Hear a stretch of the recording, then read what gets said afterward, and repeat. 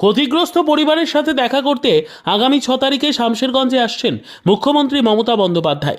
ধুলিয়ান শহরের 11 এবং 12 তারিখে যে অপ্রীতিকর ঘটনা ঘটে সেই ঘটনার ক্ষতিগ্রস্ত এলাকা বেতবোনা, জাফরাবাদ সহ বেশ কিছু এলাকা আগামী 6 তারিখ মঙ্গলবার পরিদর্শনে এবং ক্ষতিগ্রস্ত পরিবারের সাথে কথা বলতে আসছেন মাননীয় মুখ্যমন্ত্রী মমতা বন্দ্যোপাধ্যায়। এবং সুতির ছাপঘাটি কেডি বিদ্যালয়ে প্রশাসনিক সভা করারও কথা রয়েছে।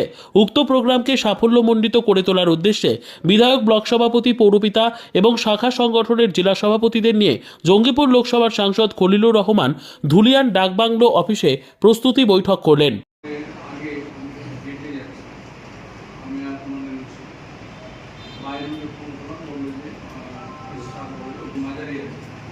আমি যাই এক জায়গা